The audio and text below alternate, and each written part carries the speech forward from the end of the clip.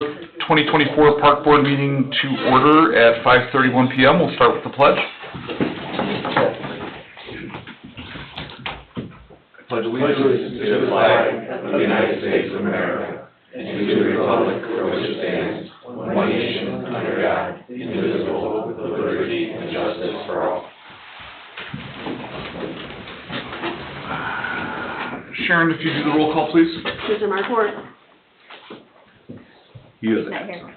Is he in? Nope, he said, he texted me today, he wouldn't even be in by Zoom. Okay.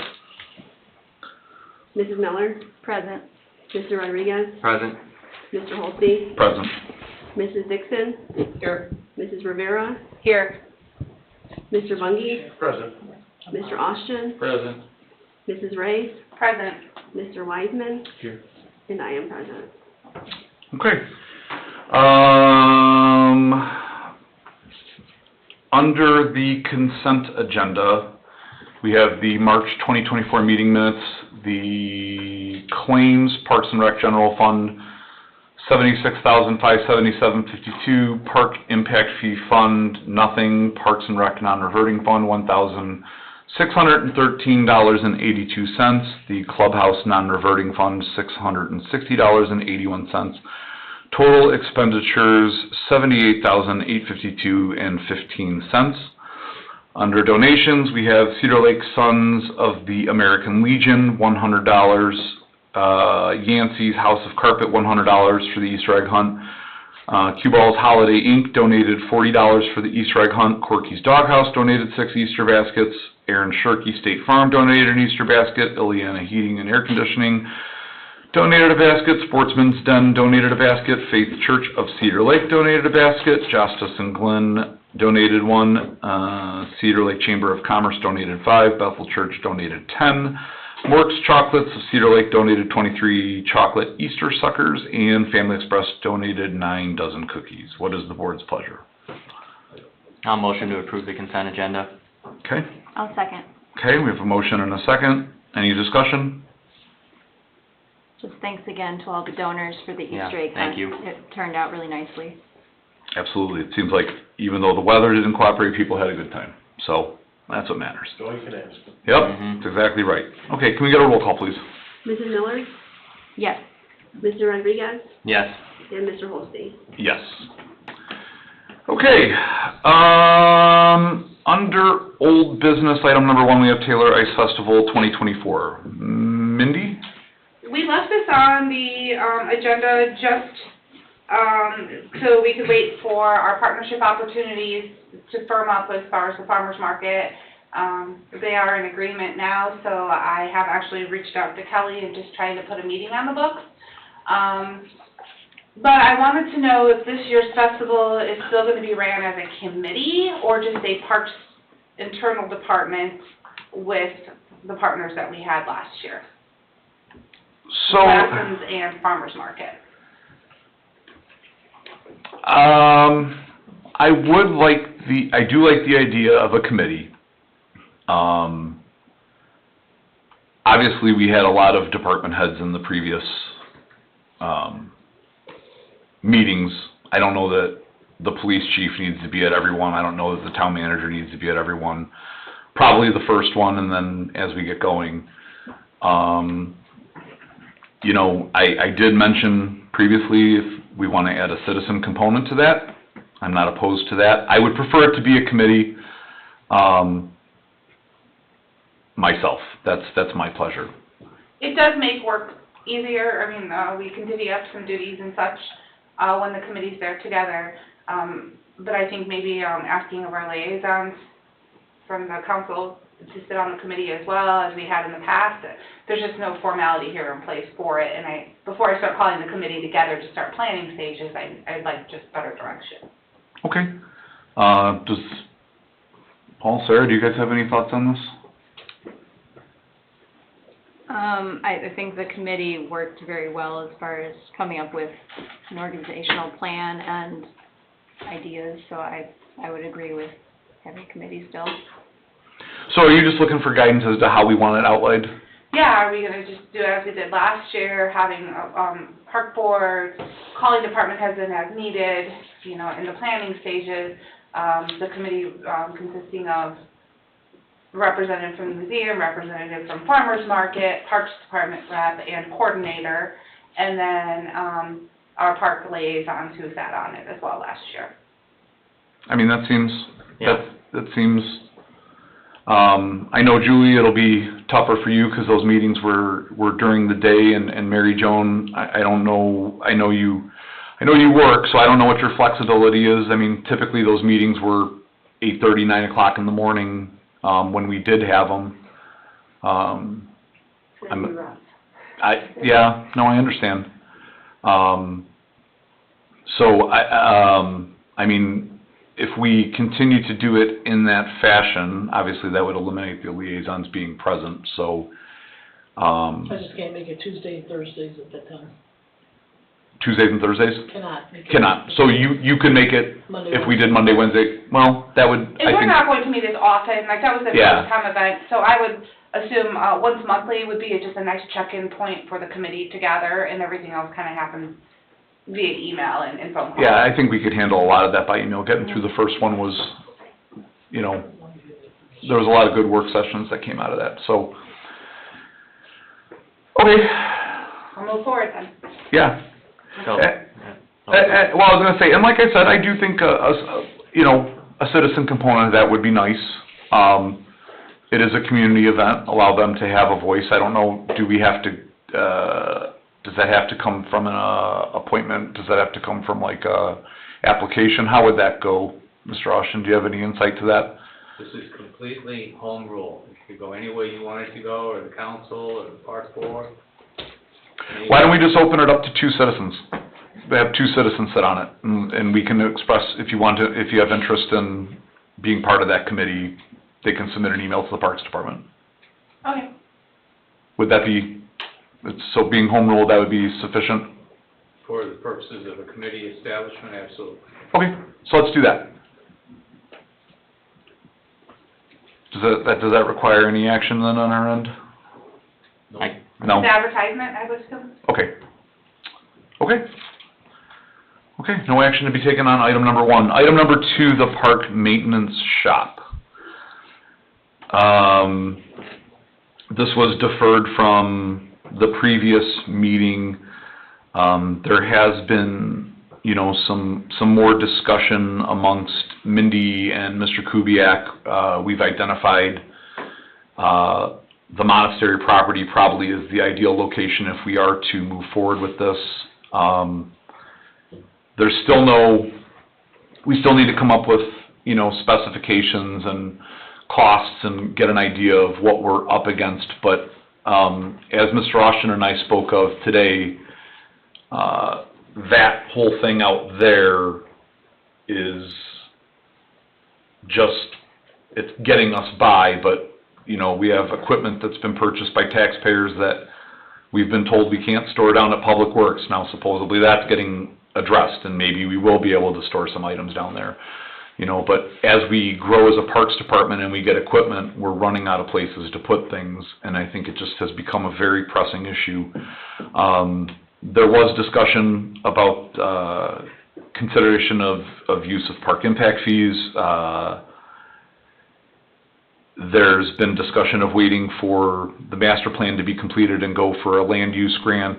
Am I using the right word there, Mindy? Land and Water Conservation Thank Fund you. grant would help, if we got it, it would help, it qualifies, the park maintenance shop qualifies in that grant. But I mean, as it stands, you know, we have a garage, we've converted a pool house into a little workshop. I mean, we just really don't have places to put our stuff, you know, I mean, in essence. Ideally, as it's been discussed, we're just envisioning it as essentially like a pole barn structure with an office for the maintenance foreman. And then there was even some discussion amongst, I think it was in the meeting with Mary Joan and Julie and Jeff, where we talked about even the possibility of taking that storage room at the clubhouse, emptying that out and converting that into the park's office. as a possibility to kind of have parks together, but, you know, not exactly together, but in the same proximity, so,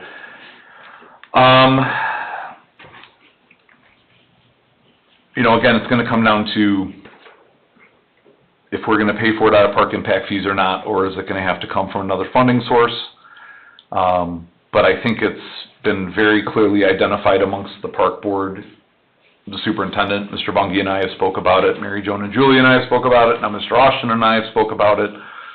There is a clear need for us to have a place to put our equipment and properly protect our equipment and have a place to maintain our equipment. So, does anyone have anything else they want to add regarding this item? No, I think it's necessary. We've been talking about it for a long time. I think we just need to have a better idea of the scope of the project and the specs of the building, and so that we can get the ball rolling, you know, start moving forward. And if, you know, if we're able to get some type of firm opinion, if park impact fees is an appropriate use, or, you know, that would be an appropriate use of the park impact fees, I think we probably need some, you know, solid opinion on that. Dale and I talked about that. Okay. I did not render a written opinion, I'm not ready to do that. Mhm. There's a lot of information needed. We were looking and talking directly through the statute. Mm. We were having our discussion, infrastructure is defined, construction of infrastructure is expressly controlled and has parameters in the code. You're on your way to developing it, and I don't see a lot of obstacles as long as we put a package together, Mhm. can explain it, can identify it. I did share with Dale that my view was that we are in the midst of comprehensive plan activity, and that as a consequence, that might provide some additional, I'll use the word cover, it's not really cover, it's explanation or foundation to the use of the funds. And as I know it right now, I couldn't render the opinion for you based upon the law, but you're in the right direction. You're between the rails in the right direction, heading that way. Okay.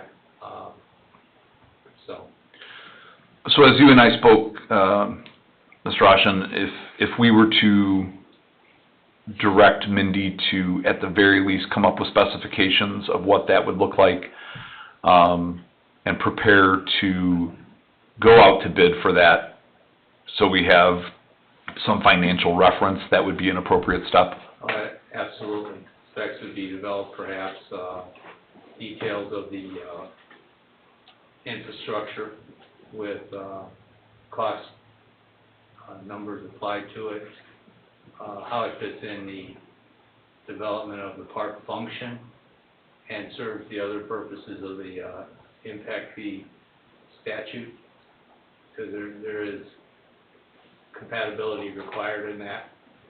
But again, yeah, that's a great start, getting data, getting good solid information.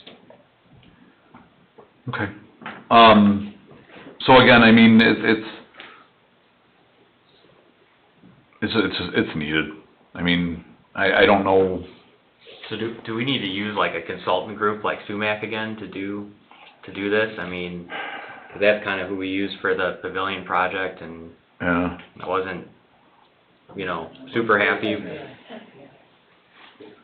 But to be able to get some, I mean, obviously Mindy's not gonna be able to drop the specifications unless you have other skills that we don't know about, but, you know, I think we probably need to identify some type of architectural or consultant group to, you know, put those plans together.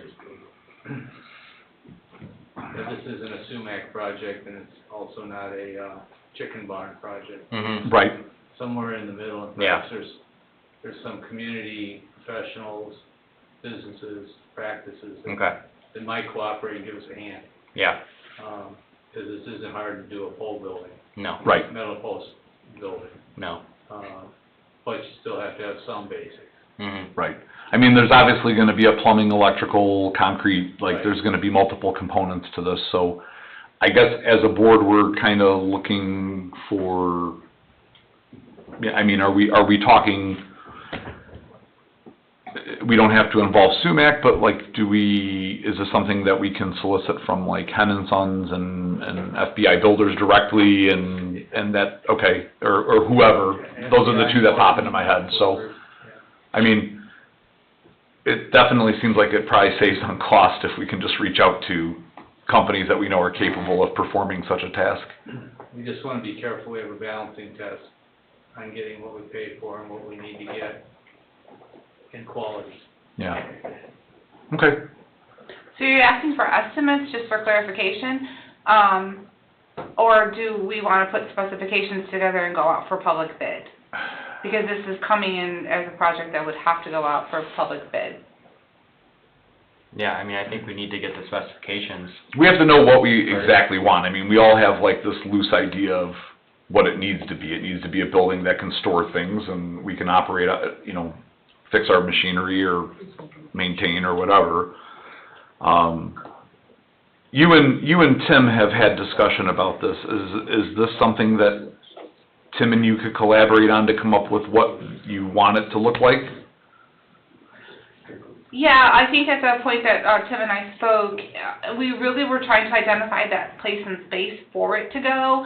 We have a general idea of square footage. Then it's kind of just looking at plans or existing plans that are out there and coming up with some construction estimates to make it happen. He also suggested that maybe this is something that we do as we contract the project ourselves versus putting it out for bid as an option. Because you're right, there are many components to the build when we're involving concrete, plumbing, and electric. It's not just the shell. There was also the opportunity to look at the building itself as a source well project and buy the shell itself through a source well type pre-built, prefab, and then just hire in the contractors to make the building happen. So there's a few other ways, but I think most importantly, step one is possibly asking permission of the council to build on make a recommendation to the council to build on that property because if we don't have a for sure place to go, this all could just go by the wayside. Absolutely, yeah. I mean, that's accurate. Does that have to be a agenda item that we would essentially I think all we'd be asking for the council at this point is that this is our idea, this is where we want to do it. Would we have permission to do such on town property? I think so. That could be a liaison for, That could be like a liaison request? Mary Joan and Julie could bring that to the council. Okay. Handle that. And then we can, once we have a blessing from the council, then we can take the next step. You might also ask the council for some assistance in the cooperation of the Department of Public Works facilities. Correct. Yeah. In the meantime, yeah, we need to be able to store our things, hopefully at Public Works. Well, and I believe we have a resolution. I've been told to just give it some time and that would be taken care of, but the alternative was to take the items that we were asked to move, and we were gonna, Mindy had asked to put a fence up and store these items in a fence, and I said, we can't turn the town grounds into a junkyard. It's just, I mean, even though it's new plows and whatever, like, we're just not doing that. Like, that's not an option. So I've been told to give it time, and that's gonna be not an issue. But again, I think it's clearly identified that we need something a little more workable for our department. So, okay, so then I guess we could defer this to the next meeting, because there'll be a council meeting or two in between, 1, 2? There won't be one the first Tuesday in May. Okay, so we would, May 21st. okay, so then we would have to defer this to the June meeting, right? Or Well, May 21st. there will be a meeting in May, it just won't be the first, it won't be the 7th. Right, but it would be after our meeting. Yeah, we're the first It would- Thursday. So then we would be deferring this till June, unless we, Till your June meeting, I got you. Mhm. Oh, yeah, okay. So I guess that's what I would be looking for then, to allow council to do what they have to do to, defer further discussion to this to our June meeting. I guess my question would be, in the interim, if council gives approval for potential use of that, Mindy could at least start a spec process and all that without... I'll work with the Director of Operations, Okay, at least coming up with the estimated costs and Yeah. specs, so we know what we're getting ourselves into. okay, so we'll revisit this in the June meeting. Can I get a motion for that? I'm sorry. I'll motion to defer to the June meeting. Okay, I'll second. okay. Can we get a roll call, please? Mrs. Miller, Yes. Mr. Rodriguez, Yes. and Mr. Holstein. Yes. Okay, item number 3, old business, town grounds use and management by Parks Department. I guess I'll speak on that as well. Since I've assumed the role here as the superintendent of parks with, just being reestablished as a parks department, I still don't have clear directive on, and direction, as pertaining to town grounds, the use, repair, and financial responsibilities of the buildings and the grounds itself. Now, we are maintaining the grounds. We are mowing. The park staff is taking care of the litter and such, and doing some small repairs. But we don't have a clear direction on whose budget, whose role and responsibility, with what help from other town departments when it comes to these type of things. I'm looking to pave a path so I can move forward on projects and get some answers. We met internally to discuss, but really haven't had any resolve on that. And I don't know if this is the time that those decisions are made, but I do have a shelter improvement project that sits on the shelters here that have been neglected for so many years, on the shelter and the gazebo.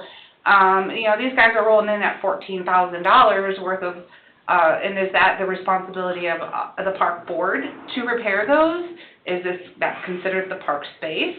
And then that even goes into the restroom facilities that are here on town grounds, and is that ours to repair and financially take care of? I just have no direction, and I can't instruct the crew on what we are doing or what improvement projects we're going to move upon until I have a better understanding of how this is going to work.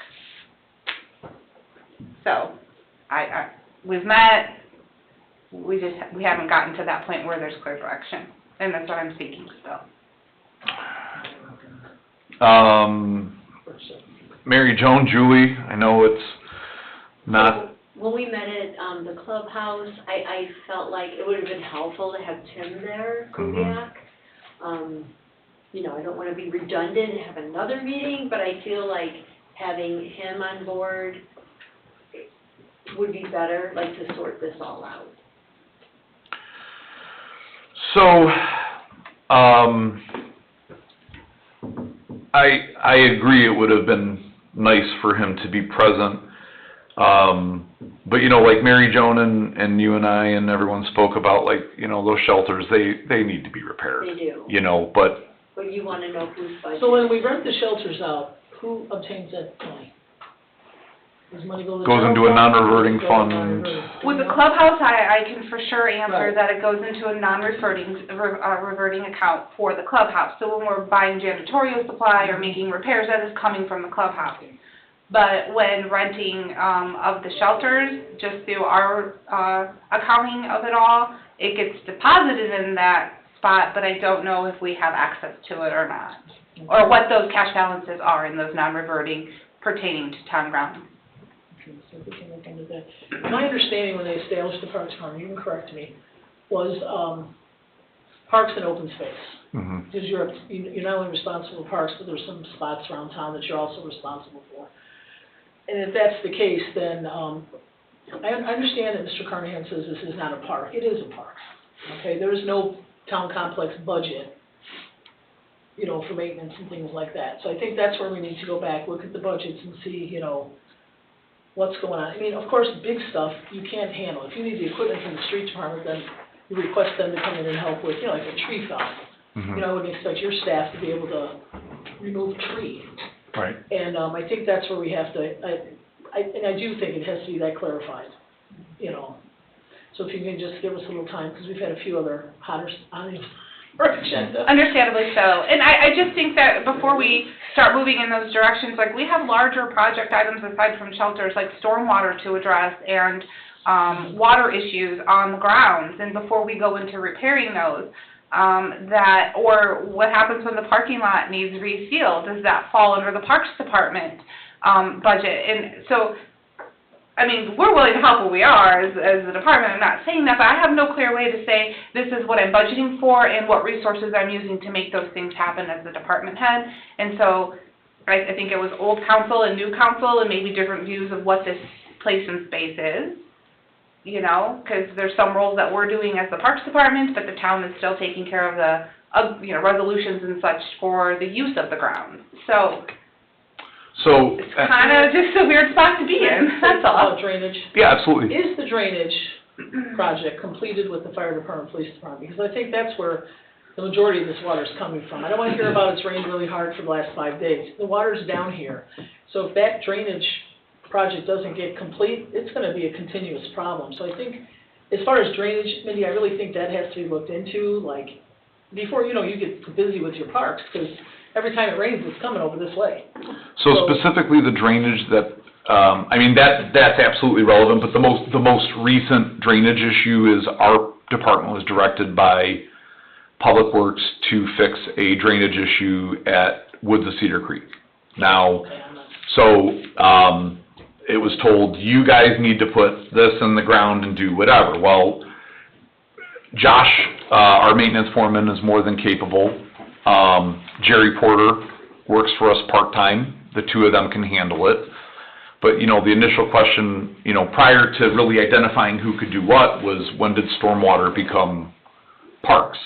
We have the people that are capable of doing it, but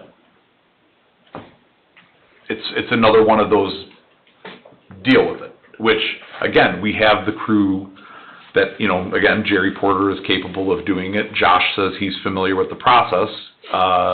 Public Works has identified that, they'll get us whatever equipment we need to perform as far as heavy machinery or whatever, but, so again, I guess going back to like Mindy's drainage thing is it the park's responsibility to fix the drainage on town grounds? Is it the park's,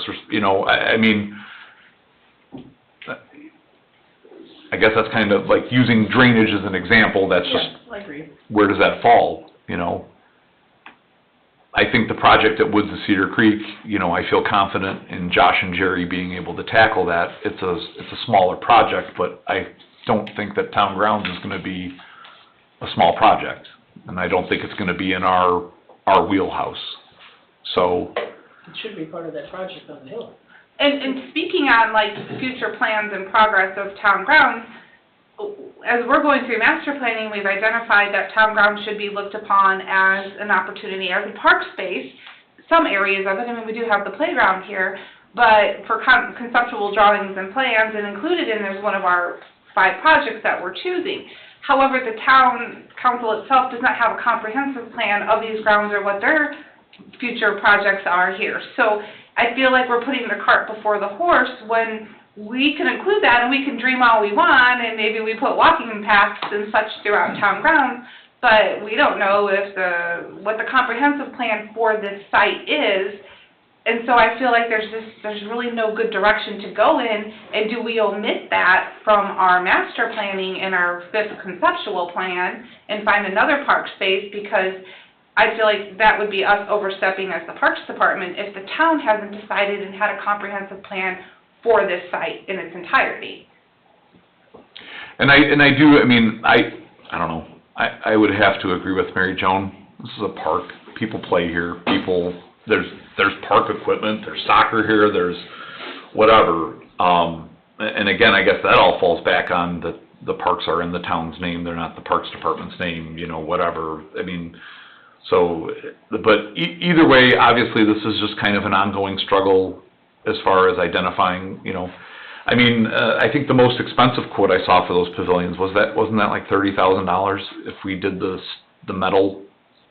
No, that was actually when it's cheaper. It was the shake quote that came in higher than anything. I believe that's correct. Okay.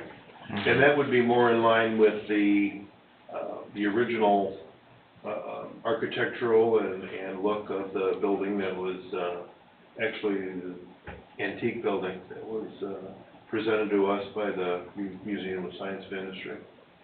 And again, I mean, if we're renting them, you know, as Mary Joan has told us, like, it's kind of embarrassing to rent those out. They have holes in the roof, they're pretty worn down, like, they need to be maintained, but our operating budget didn't have that in mind because we were told that wasn't our space, you know? Understandable.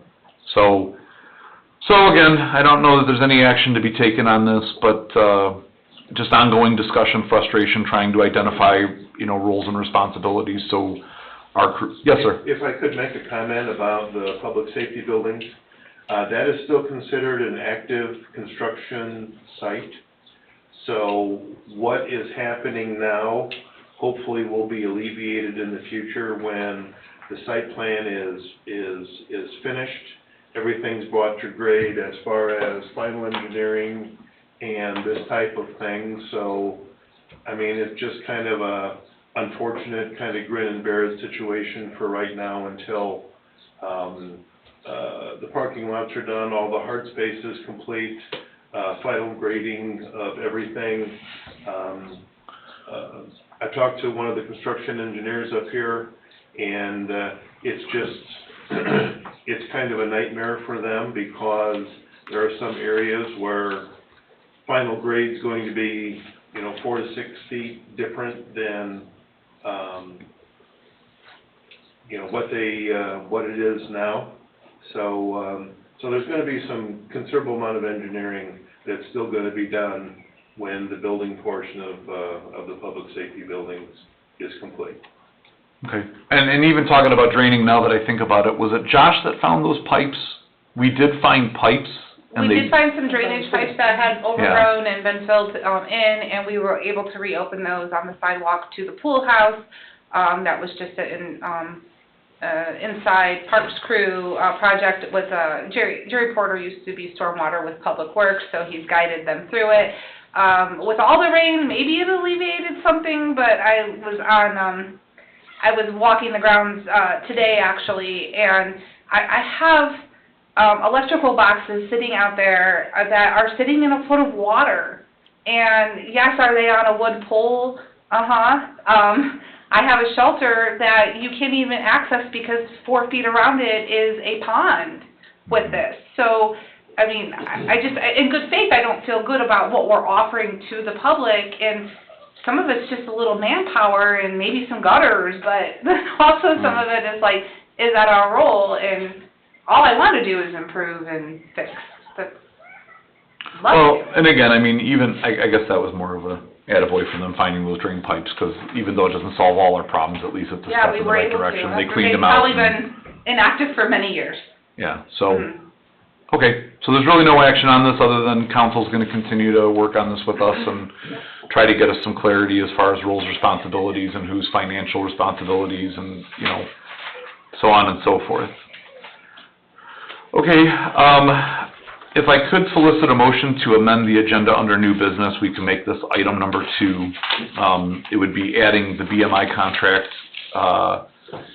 as submitted by, Mindy, for music licensing for park events, and so on and so forth. Can I get a motion to amend the agenda? I'll motion to amend the agenda to add discussion of the BMI contract.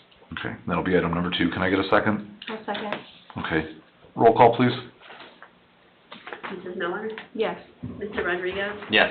And Mr. Holsey? Yes. Okay, that'll be item number 2. Item number 1 is, under new business, is gonna be the Park Foundation. Paul, I'm gonna let you take the lead on this. So, I kind of, thanks to Mr. Austin, we got the bylaws of the Park Foundation that's kind of been inactive for a number of years. I've reviewed the bylaws and I kind of summarized to the members of the town council and park board what my thoughts were. So I'm just going to summarize my email on the record. So based on the bylaws, the ownership of the foundation currently falls under the town council as is presently written. The town council appoints park board members, and no members of the park board may sit on the foundation board. The town manager currently would act as the liaison between the foundation and the town of Cedar Lake.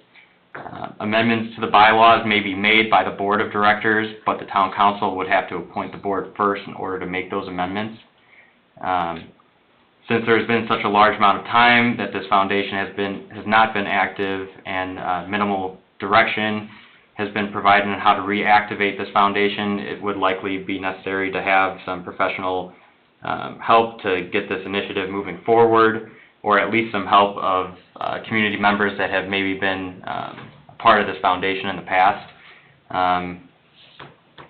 So currently the Parks Board, as the Park Foundation bylaws are presently written, doesn't really have the ownership or the authority to properly reactivate the foundation or appoint the members.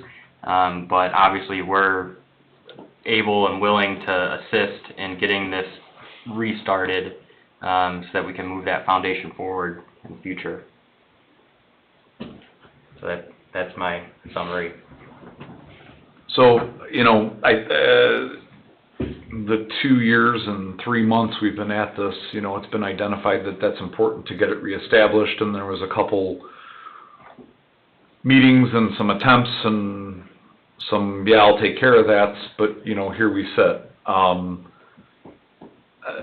So, I guess ultimately, as a board, we're kind of looking at the council to start this as the bylaws are written, and if the council decides to change that, as Paul understood it, that could be done at a council level, but not at our level. So at this point, it was our impression that we have no authority to kickstart this based off of the bylaws. And Mr. Austin, you and I had an email about this. I don't know if you have it in front of you, but is our understanding and interpretation correct to this?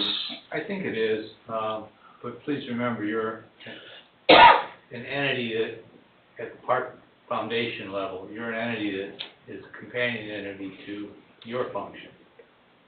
And the town council did establish the corporate entity and processed and executed the documents and representations needed for the 501(c)(3). And this is not a 501(c)(3), it's a 503. 503B? 509? No, it's not a 509, No. but they're the same, they're cousins in the code, and the same benefits apply, so, for donations and tax exempt, et cetera. But the ownership of the entity really belongs to you. And so if you ask the town council, you're ready to go, you're ready to initiate or jumpstart the purposes of the entity, asking the town council to beef up or appoint members to the board of directors and get that started so that the activities, the active activities, can begin again. I don't think the town council formed it so that they could run it. Mm. Absolutely. Because the function now here is growing and has companionship purposes and aspirations and missions. It also might yield the results that have been talked about ever since it's been in place, and that there may be donors and tax-exempt citizens seeking that tax-exempt gift, donor-styled benevolence. So at this point, I think we need to work on identifying community members that would be willing to take on being appointed to that board. Making a recommendation as well to the council to start seeking those community members. Mm. Because once that is in place, then I think it will all start to Mm-hmm. unfold. It's really a recruitment process, Yeah. and has been for quite a while, really, Mm-hmm. without being said in all the details. Yeah. And it's not an easy ask either.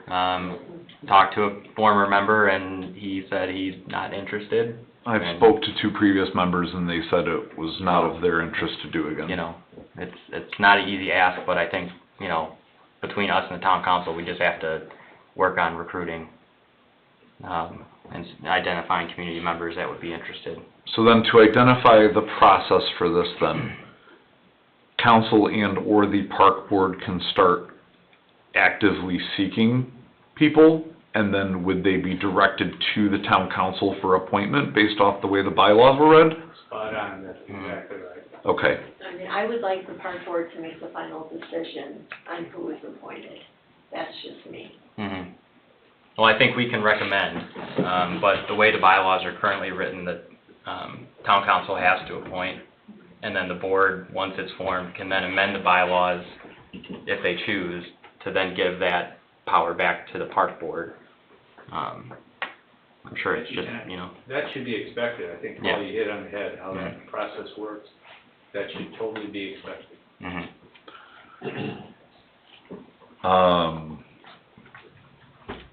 So can we, I think we probably leave it at old business and, we'll just we'll defer just it? have to, yeah, we just have to start working on identifying those community members. Where would you Now- like the applications and recommendations to go to? Well, so that was gonna be my Office? next, that was gonna be my next question, is would it be appropriate to do it similar to that of, boards and committee appointments? We just maybe have to redraft the, application specifically for the Cedar Lake Parks Foundation? I would think so. Well, Maybe just a box to check. think about that from the perspective of human nature. Human nature doesn't have people running up and doing things unless they have a reason or a belief or a burn or a friend or an acquaintance. So we just need to think of people instead of an Yeah. application process and ask them to, That's my suggestion to you, in my experiences. okay. So, It'd be awfully nice to find a committed group of citizens, 3, 4, 5, who kind of came together and saw the vehicle, got in the boat, and started rolling.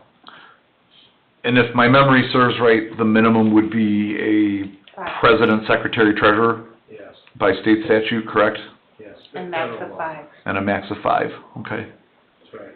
And maybe even start by there were a lot of donations given to the Easter egg hunt. Mhm. Maybe start with those people, you know, they have an interest in it and reaching out to them.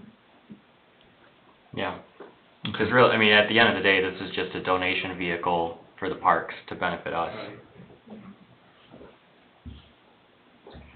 And this documentation bylaws has existed in the past? From the beginning, yeah, Okay, okay. from the beginning. Is there a way to come up with how the original bylaws were drafted and, They are in what exists now. okay? How old is this, Paul? Do you remember how long it's been in Mm. existence? I'd have to look at my email 7, 8 too. years? Yeah.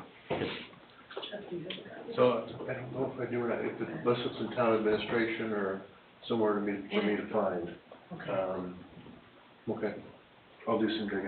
It's under Park Foundation of your board of commission. Okay. I'm trying to see if I've got it. I believe it's a February 26th email. I think, unless you have it. No, I have it, yep. Jeff, I can get that to you. Okay. I can I'll pull it. email it to them, Jeff. Okay. Okay. Actually, ironically, the effective date at the bottom is blank. So, signature, do you have a signature page? I have The articles? page 7, and then it just says effective date, nothing. So I have 7, yeah, I have 7 pages, and it doesn't have a signature page. So, I probably have it. okay. Jeff, I'll get it over here too. Okay, so we can, I'm gonna venture, I mean, we can defer it as a month-by-month thing. Realistically, I don't have Yeah. significant expectations of having this solved next month, but we can at least keep it active and update on progress. So Okay. if I could get a motion to defer, item number 1 is new business from the Park Foundation, board pleasure, I'll motion to defer this item to next month's meeting? to next month's meeting. Okay. Thank you. I'll second. Okay. Sharon? Mrs. Miller, Yes. Mr. Rodriguez, Yes. and Mr. Holsey. Yes. Okay, so item number 2, new business, Council, it should be in your packets as well. Let me just find it. It's towards the bottom, BMI licensing. Mindy, if you'd kind of drive and explain this. Sure, BMI licensing is music copywriting licensing. Once I attended the AIM workshop on festivals, events, and fireworks, Endoras, I think is what the title was. It was identified that we are, we should be carrying a BMI copyright music license, especially as a new department growing. So when we're playing music to the public as the department being at a special event or even our Lakeside Artists Guild, while they're here, because they are our partner in a sponsored event, they would be covered under that. I did some investigation. It's a $435 a year annual license to be compliant. Other organizations who use the grounds have been carrying the BMI licensing. Highland Parks Department has been carrying one for 27 years because of all the stuff that they do there. So it's just time to become compliant now that we've realized that, and just looking for permission to move forward with the licensing opportunity for the year. Mr. Roshan, you and I spoke today about this. After some further thought, I did want to get some clarity in page 5. Is it acceptable to be under the Cedar Lake Parks and Recreation? Is it acceptable for Mindy to be the signee, or does this need to be under the town and under the town manager? Dale, as we talked, it's my recommendation that the park board be the signatory and the contracting party taking action here. Okay. And certainly not exposing our staff or personnel or anybody not involved in the responsibilities under that contract. It's an onerous, ornery, terrible contract. And I don't know, but there's not a darn thing we can do about it except sign it, send the check. Right. So you're saying it's more just from a liability standpoint, that it's better that the park board be the signatory As an rather, entity and as a body and as the weight of town government behind it. rather than an individual staff member? Bingo. Got it. Okay. I mean, because the minute you play the Troll soundtrack at the Easter egg hunt, Pick up the phone and you hear if someone wants to be a stickler about it, it puts us in a jam. I don't know if we're gonna get fined because I just referenced the Troll soundtrack, so forgive me, but, Well, you don't start singing it. and I won't start singing, I promise you that. There used to be, very obscure, exceptions, like you couldn't have more than 2 boom boxes or 2 speakers or 4 speakers playing. Yeah, if you're looking for regs, you can dive, deep dive and find if they had those kinds of things. I don't know if that's still on the books, but I don't know either. I just want to check. Well, I mean, you know, they just want the check, and again, my experience with MacArthur PTO for the movies was just pay it, because if one parent doesn't like something you did, they turn you into the Hollywood industry, and you're gonna get a nasty gram and a fine and the whole 9 yards, so. and from what I understand the way it used to run, then they'll have an opportunity to get a commission on that fine. So. Yeah, the person who rats on them. Yeah, there's That sparked a lot of litigation.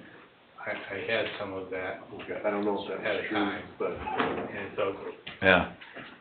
Well, it's $435. We're not paying for Justin Timberlake to come perform. I think it's a negligible amount. I mean, if we could get Justin Timberlake on our stage, that'd be cool, but I don't know. Not a fan. now, as a question, just point of reference, does this indemnify us at all town properties? Or is, my understanding it is that all towns. Your permit. And if the park department is the signatory or a party, that takes care of it. There was something about sharing that I read in this when I read through it, as far as like, I think as I read it, if the town council wanted to, and I'm trying to find it now, I thought I read something about like if another entity wanted to use it within the town, they couldn't. under the agreement? So like, When I fact found on this, Dale, and I spoke with the reps over there, it was, if it was our event, as the Town of Cedar Lake's event, not that we've rented the space out to them, then that would be covering us. okay, If it was an individual group who was renting the grounds, they would have to have their own license to protect them. I've also spoke with Kelly at Farmers Market. There is one for Farmers Market. It's a limited liability one. It could actually come in at no cost depending on what her numbers are at her markets. But I had asked her to start looking into it and geared her that way since she isn't our co-sponsored event when it comes to Farmers Market. But when we would do Taylor Ice Festival, she would be covered because it would be a partnered event. So, that was how I understood it. I also asked a little bit more in detail of the clubhouse building, like when DJs are rented and such there for weddings and events, and because those are private events, that it doesn't pertain to it. So we don't have to worry about, like, if, you know, somebody rents the clubhouse and hires a DJ and they're not copyrighted because they're playing that to a private group. okay. So essentially, I think I would need a motion to authorize this. We would just need the contract to reflect the park board and I guess my name as president, correct? Yes. Okay, In capacity as president. okay. What's the board's pleasure on this? I'll motion to accept the BMI contract, stipulated that the park board is the signatory and Dale Holsey signs, acting as the president of the parks board. Okay. And coming from the general fund, I would assume, right, Yeah, the fee. yep. Of A professional $435. service, the professional services fee, general. And I'll second that motion. Okay, can we get a roll call, please? Sarah Miller, Yes. Tom Rodriguez, Yes. Dale Holstein. Yes. Okay, reports, superintendent's report. Hi, everybody, we've been busy. You would think spring is here, but, programming is, just popping off. We've got a lot of forward motion. Some of those 2023 encumbrances have showed up on site now, so I'm excited to say that the John Deere Gator for maintenance is now on site. Those were 2023 encumbered funds that we utilized at the end of the year to purchase that additional piece of equipment. The trailer came on site today, which was the additional landscape trailer. So that is now here. We also received 10 additional 8-foot recycled plastic picnic tables and the 5 additional ADA recycled plastic picnic tables. So that's increased our inventory to 11 ADA tables, or 11 regular 8-foot picnic tables and 6 ADA tables new to the inventory. I think every year our intention is to throw more through the inventory and get away from our wooden picnic tables. It will take us quite some time to get there, but so I'm excited to see those. They're being assembled as we speak and going into the parks here very shortly. As far as programming, I've been assisting Greg through his new role, and I'll let him kind of touch on programming, but it does consume a little bit of the superintendent time as we're still just in a new role here. But we will be attending the business showcase for the Chamber of Commerce this Saturday, and we're excited to be there with a fun few giveaways. So I wanted to report that our community engagement is still going strong for the department. A lot of meetings. I'm now attending the town council meetings twice monthly. So I have a little bit more meetings on my plate now. So that's taking up a little additional time. And glad to be there, though. I think there's times where I'm needed, and there's questions that I can answer in the moment for them. So that's happening. Training and education, I'm happy to say that every member of our crew, including our fitness instructor, is now CPR and AED certified, and that the AED device is now placed at the clubhouse in its cabinet, its prospective cabinet. The other one is a portable one that is taken to events and the soccer fields, remains in the park office at other times when not in use. They've been placed into a monthly maintenance schedule, so those have finally, we've brought ourselves up to safety and training on that. And, we're slowly, when it's not raining or soaking wet, we're slowly getting some of these little landscape projects done. And I was told that the Chamber of Commerce was thrilled that we actually edged the sidewalks and the patio over there. They said that hasn't been done in years.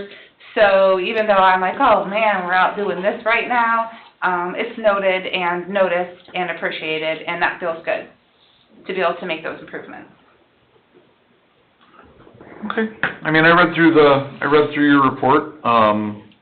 Seems like a lot of forward progress. I did see the crew out there putting together the table, so that'll be nice.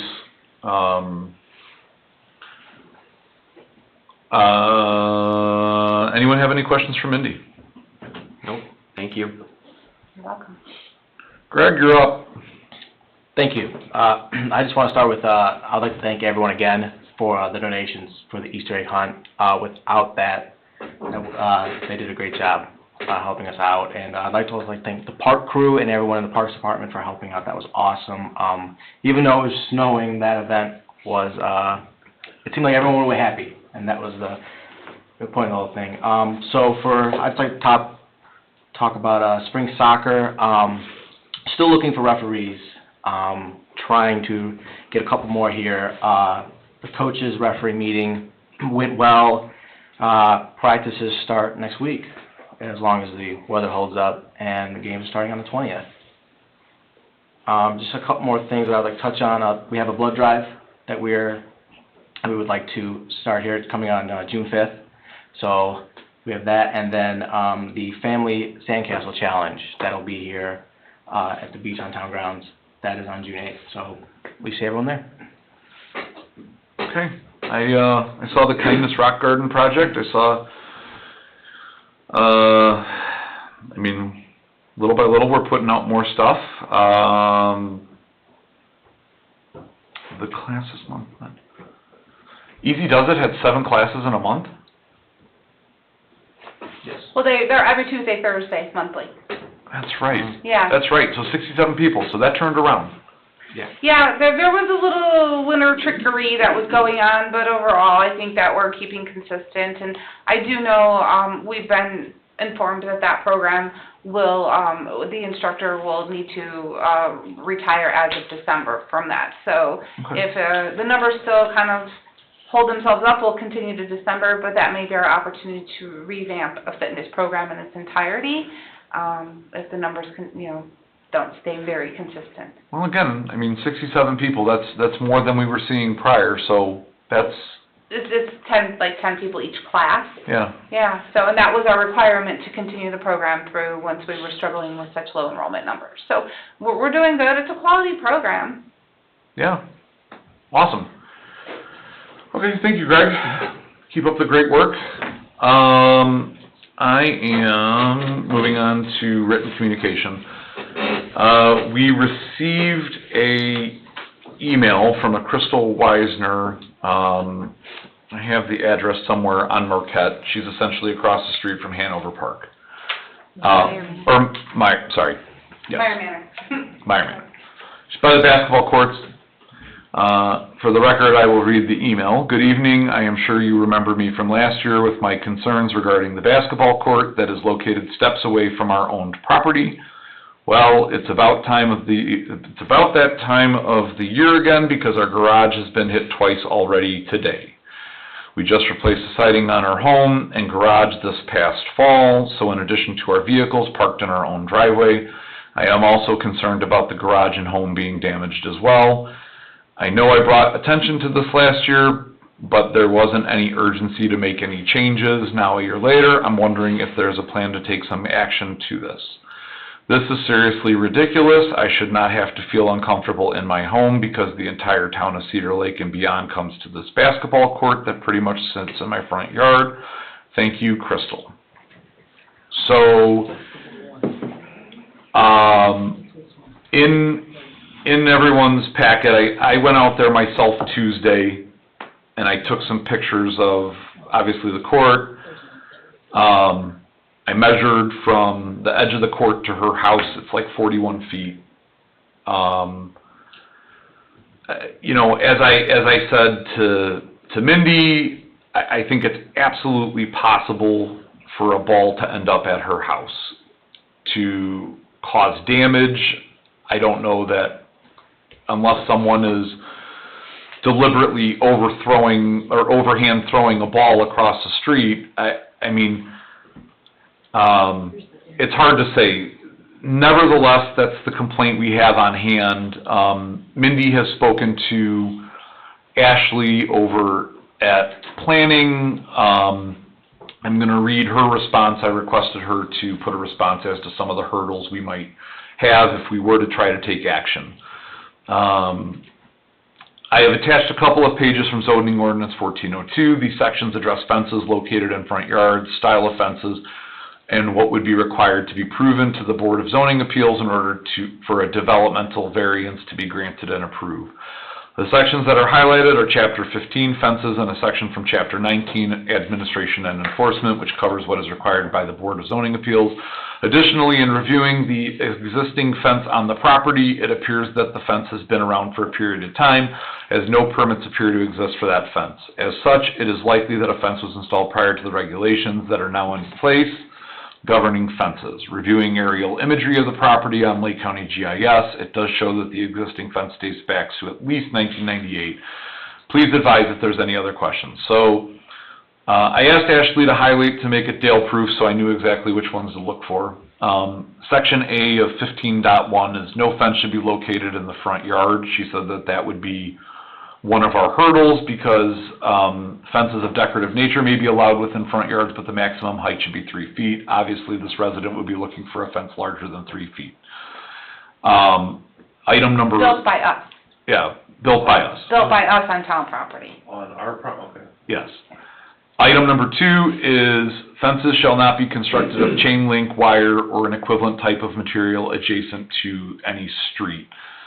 And then 7 was basically, it states the approval will not be injurious to public health, safety, morals, general welfare, the use and value of the area adjacent to the property included in the variance will not be affected in a substantially adverse manner, and the strict application of the terms of the zoning ordinance as amended from time to time will result in practical difficulties in use of the property. So, Mindy and I spoke of this, Ashley and I spoke about this. Like I said, I drove out there. There is 2 chain link fences on the back sides. As backstopped. As backstops. There is nothing on the sides. There was discussion of line of sight. I'm not a lawyer, I'm not an expert, but I would think as far as line of sight, if we were to opt to fence that off, the line of sight obstruction would be on the west backstop turning onto 131st. And there's no, in my opinion, that would be where your obstruction would be. So if we were to close it off, I don't know that that would create that issue, but again, that would have to go before the BZA. If we were to consider doing anything like this, you know, I guess my argument to the BZA is there's 2 chain link fences. I understand it goes against the current code, but to complete it, would that be considered? My other thought was if we were to decide to close that off with a fence to alleviate her concerns, maybe to alleviate the late hours that I think she's spoken to, that people are there, we could put like a timer lock on the gate or whatever. That being said, Mindy and I have spoke about, are we going to rebuild that basketball court as part of the master plan? Is that going to become some other type of court? Is that going to become some type of park? We're not, there is no discussion of taking that away as a park space as much of what is that park space going to be used for. So even if we did get a zoning appeal approval to put a fence up, is that short term, is that long term? And would it be better to wait for a master plan to come out and figure out what we're going to do with that space?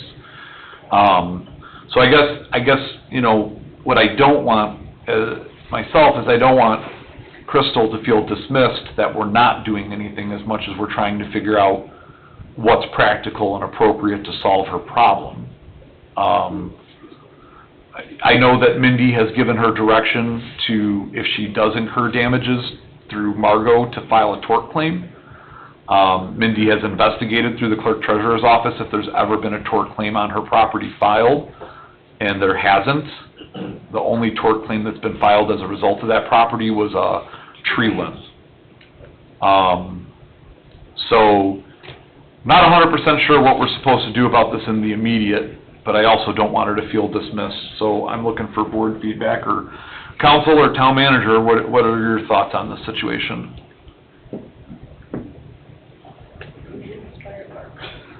Yeah, I mean, I don't wanna make a major change to this park without, you know, the court itself is kinda old and probably needs to be updated at some point anyway, so if we do something, it's just a Band-Aid, so. We have history on this. How many Yeah. years old? It's 51 years old. Okay, so it's old. Moving this concrete is going to be a major task. Yeah, It's deeper than you think. Mhm. The basketball hoops are in 3-foot by 3-foot concrete. The property that you have there, the access is what my concern is, just thinking, how would they get to the court? Because you really don't own that much property to the north of it. Right, right. So then you're talking the gate. mhm, I've lived there for 41 years in that neighborhood. Yes, there are kids there. Do people travel across town to play on that court? No, they don't. mhm, It's not been resurfaced for over 12 years. So, I mean, unfortunately, I lived down the street from there once. I chose to live by a park, and when kids ditched school, I knew because I could hear the ball bouncing, so I worked midnight. So mhm, it's just, yeah, and unfortunately too, it becomes a parking place for people in that area. mhm, So you can't have everything. Even with the posted. Even with the posted. Yeah, they've had to ask for. And if you look at police this one, you assistance can see they've hit the fence more than a few. So it's just living by parks, it is what it is. So is it of, We even had a kid get killed. I mean, is it of your opinion then that if she incurs damages, she's more than welcome to file a claim and? Like if a window is broken or something Mhm. of that nature. I mean, all right, it's by a park. Park preserved for these folks. Yep. mhm, And the fence was put in about 1990. Tort claim will be denied, mhm, Okay. just by operation of law. But they're really not that bad kids. I mean, if they're climbing on the fence, you know, I've always stopped and said, hey guys, that's not appropriate. You can send me, there's a water bottle, but there's really no litter at the park hardly ever if you ever go by there. Actually, I picked that water bottle up for the record and I threw it away. Yeah, but I mean, they really keep it kind of, you know, clean. It's their neighborhood park. Okay. Yep. Well, like I said, I don't want her to feel dismissed, I just don't know what, I agree with you. I think if you follow through and let her know okay. that she's been heard.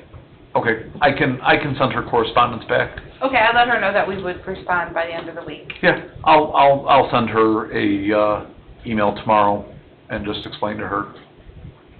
So, okay, moving on, public comment. Any public comment? Okay, last call, public comment. Anything online? Okay, looking for a motion to adjourn. a motion to adjourn. I'll second. Okay, next meeting is May 2nd, 2024 at 5:30 PM. This meeting's adjourned.